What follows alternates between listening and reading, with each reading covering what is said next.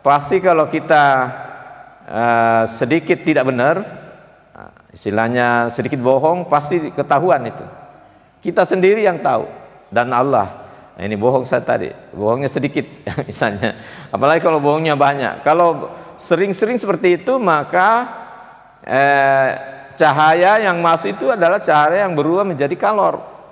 Artinya banyak setan di dalam tubuh kita.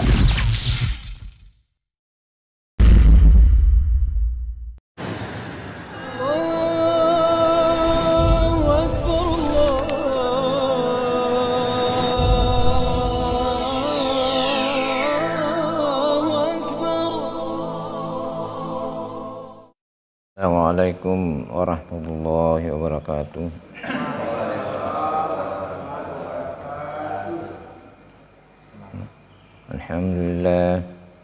Alhamdulillahilladzi nahmaduhu wa nasta'inuhu wa nastaghfiruh wa na'udzu billahi min syururi anfusina wa min sayyiati a'malina. May yahdihillahu fala mudilla lahu wa may yudlil fala hadiya lahu. Asyhadu an la ilaha illallah wahdahu la syarika lah wa asyhadu anna Muhammadan abduhu wa rasuluh. Alhamdulillah, pada subuh hari ini kita sama-sama melaksanakan salat subuh secara berjamaah. Mudah-mudahan pahala ibadah salat subuh kita menjadi amalan yang terbesar dalam hidup ini, karena kita tahu bahwa pelaksanaan salat sunat subuh saja itu insya Allah dijamin oleh Allah Subhanahu wa Ta'ala pahalanya lebih besar daripada bumi dan segala isinya. Itu kan menandakan bahwa dalam pandangan Allah Subhanahu wa Ta'ala bumi terlalu kecil. Itu hanya seimbang dengan satu kali pahala salat sunat subuh. Jadi kalau kita mau kaya raya ya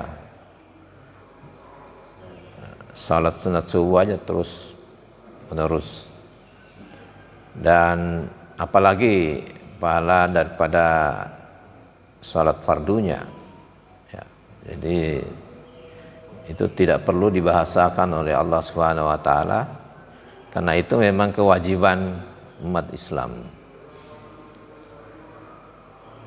Salam dan selawat atas junjungan Nabiullah Muhammad sallallahu alaihi wasallam, seorang manusia terpilih, seorang rasul yang diutus ke dalam dunia ini untuk mengembalikan agama Allah.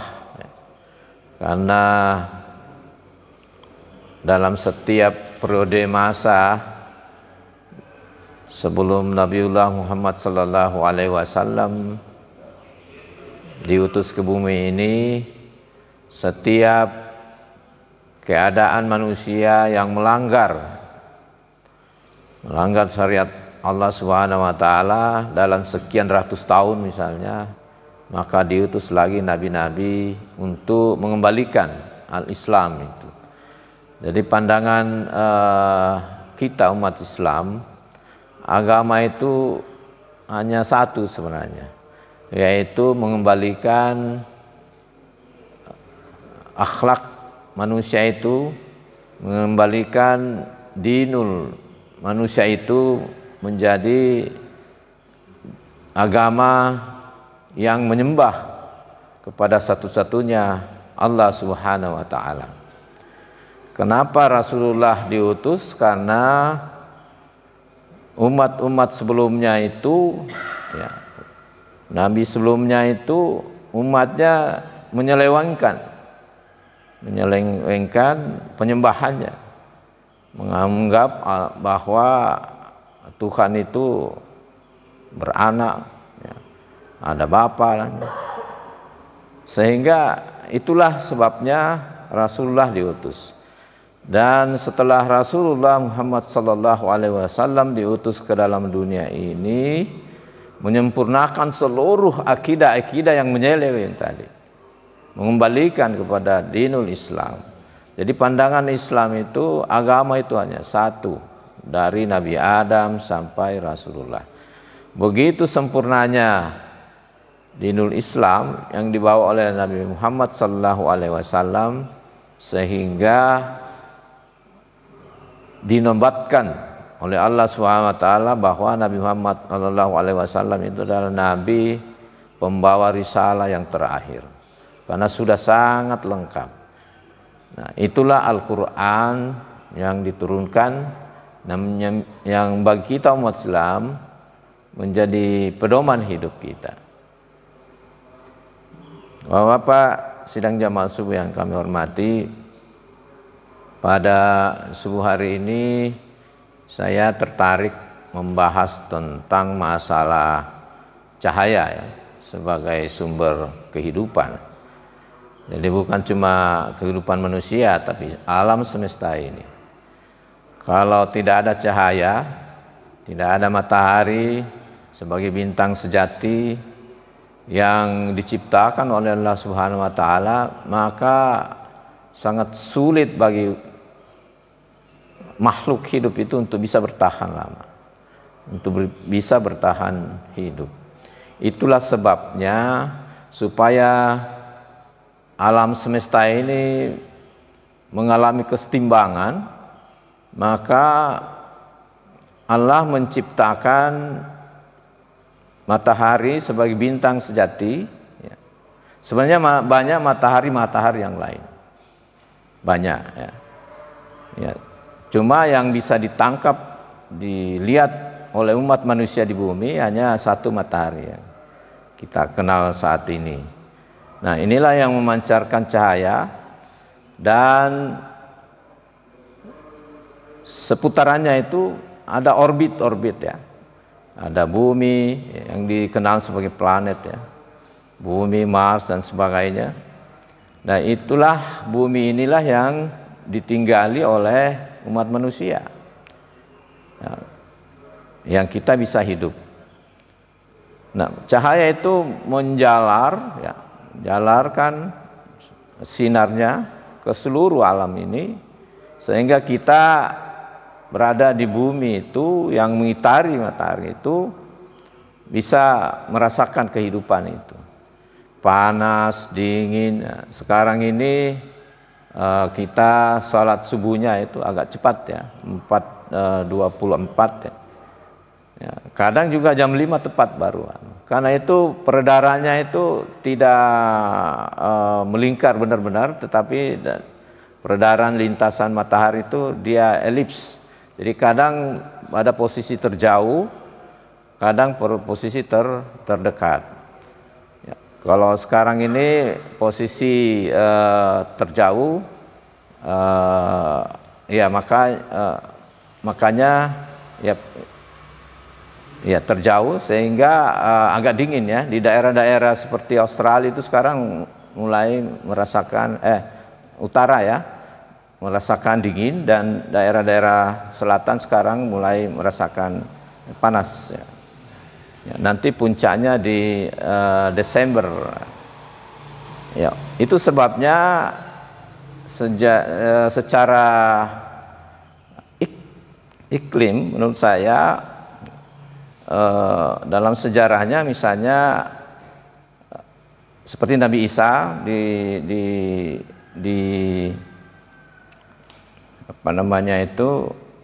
dirayakan 25 Desember itu bertentangan sebenarnya, bertentangan dengan sejarah ya. Di dalam sejarah itu Nabi Isa itu lahir pada saat kurma lagi berbuah. Mana ada kurma berbuah kalau musim dingin sebenarnya. Itu biasanya pada musim panas. Nah, ini mereka merayakan malah. Jadi sampai sekarang ini juga itu bertentangan dengan sejarah. Oleh karena itu kita umat Islam, ya menurut saya itu kita jangan terlalu terlibat ya. Bahkan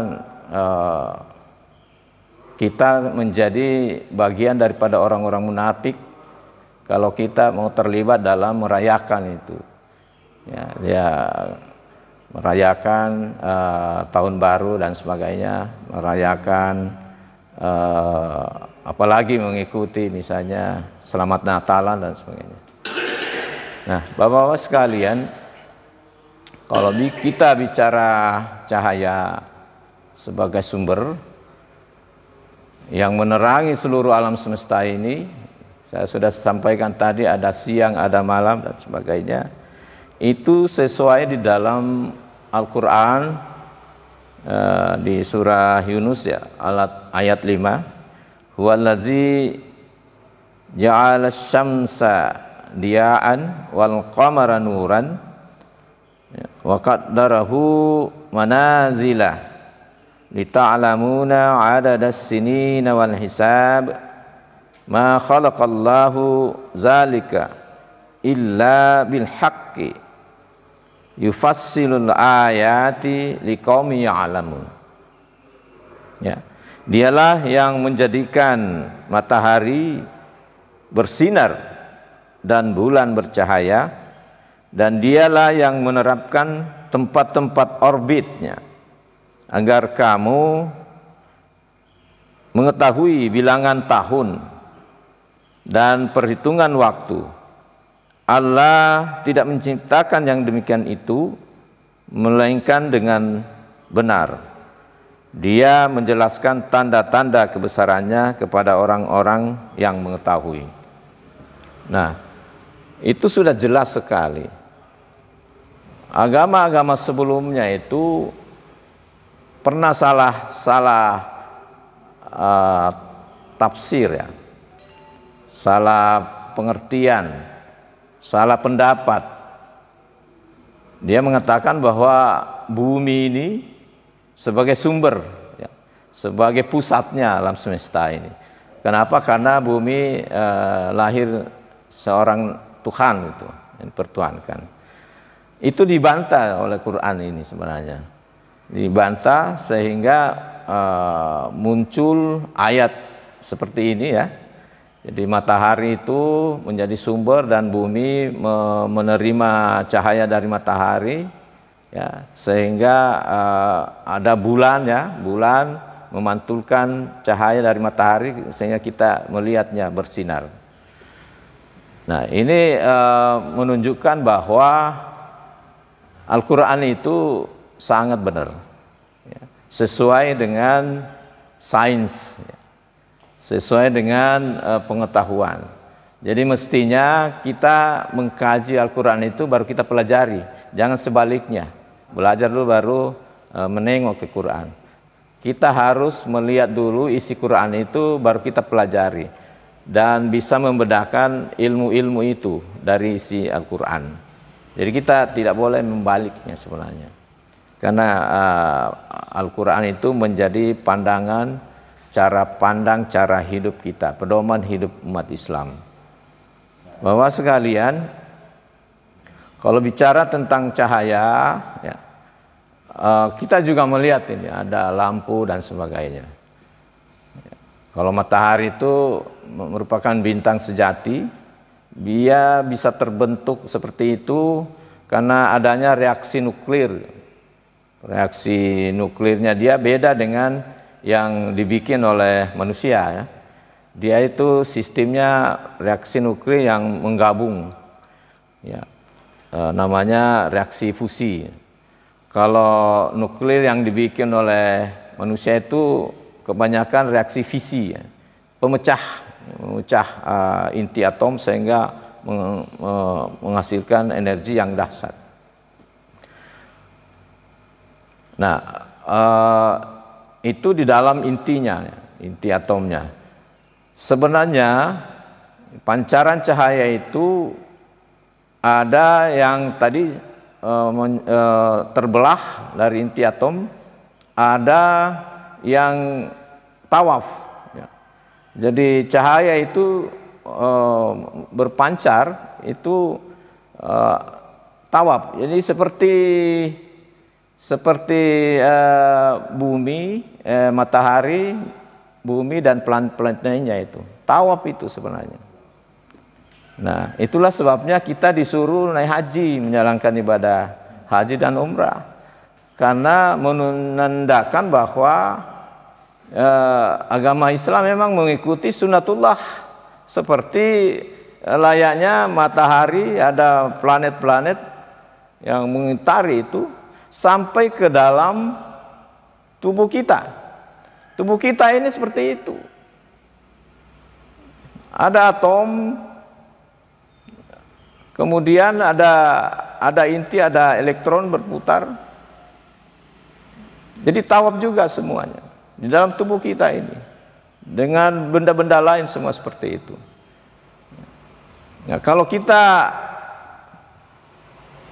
memberikan, misalnya kita mengganggu ada zat-zat tertentu kita ganggu, kalau kita sempat gangguannya itu bisa masuk ke intinya itu tadi, memancarkan cahaya ya, yang bisa terpecah ya pada daerah intinya. Nah, kalau dia diganggu pada daerah jadi dia bisa loncat-loncat dari kulit yang satu ke kulit yang lain. Ya, kalau kulit terdalamnya itu biasa memancarkan energi yang cukup besar. Itu sebabnya kita bisa membuat sinar X misalnya, sinar Roentgen. Karena ada satu zat tertentu kita kasih sumber tegangan yang tinggi sekali sehingga kulit-kulit terdalamnya itu bisa loncat ya, loncat sehingga memancarkan cahaya. Nah, namun demikian ada cahaya yang tampak dilihat oleh manusia, yang mampu kita bisa lihat, ada yang tidak bisa dilihat. Ya, yang tadi kalau misalnya kita mengganggu itu sebuah atom tertentu dan kita sampai ke kulit terdalamnya itu memancarkan cahaya sinar X misalnya, itu tidak bisa lihat oleh mata, tetapi energinya besar sekali. Dia mampu menembus ke tulang-tulang kita. Nah, ini yang banyak digunakan sekarang. Nah, ada yang bisa menghasilkan cahaya yang kita bisa lihat. Ya, itu sebabnya kita bisa melihat pada malam hari seperti ini karena ada cahaya. Itu karena diganggunya pada kulit di mana dia hanya bisa tawaf gitu. Jadi bapak-bapak yang sudah tawaf itu berarti nampak di hadapan Allah Subhanahu wa taala. Jadi kalau ada elektron misalnya, kulit-kulit atom itu yang berputar berorbit memancarkan cahaya itu yang bisa dilihat oleh mata kita. Ya. Ada juga kelakuan cahaya, kalau ada atom diganggu, dia dia berputar juga, tetapi sambil berputar dia bervibrasi, bergetar-getar. Nah, itu memancarkan energi, itu tidak bisa dilihat juga oleh mata. Tidak bisa dilihat oleh mata. Kebanyakan energi yang dipancarkan itu pada gelombang namanya di atasnya gelombang yang bisa dilihat oleh mata ya. Dia namanya inframerah ke atas. Jadi ada gelombang mikro, gelombang radio dan sebagainya, itu semua daerah frekuensi yang hanya bergetar. Nah, itu tidak bisa dilihat oleh mata kita. Seandainya kita bisa lihat itu gelombang mikro, gelombang radio, weh penuh sekali ini. Kita halo-halo saja ini luar biasa. Kita bisa lihat, weh ketakutan kita mestinya. Bukan main ini cahaya ya. Frekuensi dalam bentuk gelombang elektromagnetik bisa menembus sana sini. Mungkin malah kita takut jalan. Ya, inilah mungkin rahasianya sehingga Allah membatasi kita punya kemampuan mata itu hanya mampu melihat sumber cahaya pada daerah yang tawaf tadi itu, yang bisa berorbit saja. Nah, itu bisa melihat. Nah, itu kemampuan mata kita untuk melihat. Jadi Itu sebabnya ada orang yang pada warna tertentu matanya tidak mampu melihat. Nah, biasanya kalau kita masuk di beberapa universitas negeri, khususnya yang bidang eksakta, kedokteran, teknik misalnya, itu dites, namanya buta warna. Jadi ada warna-warna tertentu yang mata kita itu tidak bisa melihatnya, misalnya warna merah, warna biru, warna ungu, semua putih. Ada manusia ini juga cuma hanya tahu hitam putih, tapi sangat langka. Mungkin 1 juta orang baru ada. Mungkin di Indonesia mudah-mudahan tidak ada ya. Dia hanya tahunya hitam putih karena matanya itu tidak mampu melihat warna-warna itu. Ya, jadi ada juga ya kita bersyukur kita bisa mampu melihat seluruh spektrum warna itu ya. Ya. Nah, ini masalahnya. Kita bidang kami itu hanya bisa bicara tentang cahaya yang sifatnya fisik ya. Kalau metafisik ya, seperti katanya dalam Quran kan, dalam Quran itu malaikat itu sumbernya dari cahaya. Setan itu dari apa? Dari api. Itu sebenarnya semua adalah cahaya. Setan juga itu sebenarnya sumbernya adalah cahaya. Cuma bedanya apa? Api itu sudah dikonvers menjadi kalor sehingga dia panas. Nah, jadi kalau sudah jadi panas ya itu jadi api dia. Katanya setan itu dari api ya. Kalau cahaya itu adalah malaikat dan sebagainya. Dan kita pertanyaannya apakah definisi itu sesuai dengan seperti sumber cahaya untuk menciptakan malaikat? Apakah dari cahaya yang ada sekarang itu rahasia Allah? Itu bagian metafisik yang saya kira kita tidak perlu. Yang penting kita bersyukur ada informasi dari Al-Quran menyatakan demikian. Oleh karena itu, kalau kita mengetahui prinsip-prinsip penjalanan cahaya, kita percaya ada malaikat, ada setan. Karena dengan cahaya itu dia bisa masuk menerobos dalam darah-darah maupun tulang-tulang kita, tembus seperti sinar X tadi itu kan. Jadi kalau kita percaya bahwa cahaya itu seperti malaikat itu dari cahaya, ya itu benar karena dia bisa masuk ke dalam seluruh sendi-sendi daripada saraf-saraf kita. Oleh karena itu ya untuk menjadi bersifat ya kita memiliki sifat yang baik ya seringlah melakukan hal-hal yang baik supaya cahaya yang baik tadi itu yang tidak panas itu yang masuk di dalam tubuh kita. Caranya adalah ya tentunya kita harus banyak bertasbih kepada Allah Subhanahu wa taala, banyak melaksanakan ibadah-ibadah wajib maupun ibadah sunnah. Ya, itulah pentingnya kita belajar cahaya itu, karena kalau kita kurang memahami itu, maka cahaya yang sifatnya mengkonversi menjadi energi panas tadi itu yang masuk dalam tubuh kita. Kalau bukan cahaya yang betul-betul pada daerah ilahi misalnya, itu yang akan masuk adalah yang tadi itu yang panas, sehingga tidak heran kalau ada orang tiap harinya otaknya panas terus. Ya, berarti dia jauh dari pengetahuan, pengamalan tentang syariah ya yang diatur oleh Allah Subhanahu wa taala, menjalankan amal-amal ibadah yang baik itu. Oleh karena itu kita tinggal pilih ya. Namanya juga manusia. Ya, iman itu kan keluar masuk. Nah, kita perlunya mengembalikan kalau kita merasa ini sudah tidak benar, kan di dalam hati kita, dalam dada kita itu ada tuh.